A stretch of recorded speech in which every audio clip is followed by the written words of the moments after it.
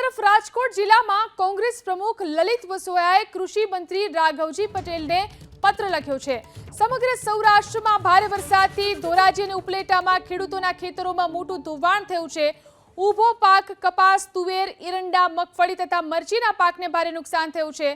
પાક સંપૂર્ણ નિષ્ફળ ગયો છે। ત્યારે તાત્કાલિક ધોરણે ધોરાજી ઉપલેટા વિસ્તારની અંદર લીલો દુષ્કાળ જાહેર કરી ખેડૂતોને સહાય ચૂકવવા માટે નિર્ણય કરી ખેડૂતોને સહાય ચૂકવવા પત્રમાં ઉલ્લેખ કરાયો છે। અમારા 39 જેટલા ગામોની અંદર 75 થી 90 ઇંચ સુધી વરસાદ થયો છે।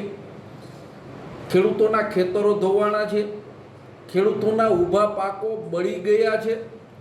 ત્યારે ધોરાજી અને ઉપલેટા વિસ્તારની અંદર તાત્કાલિક ધોરણે લીલો દુષ્કાળ જાહેર કરી અને ખેડૂતોને સહાય ચૂકવવી જોઈએ।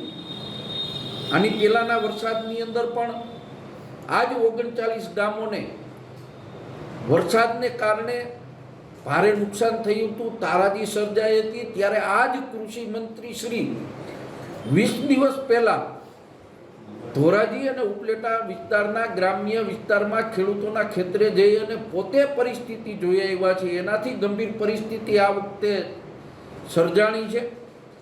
સર્વે માટે સરકાર જાહેરાત કરશે, પરંતુ સર્વે માટે પૂરતા કર્મચારીઓ નથી। ત્યારે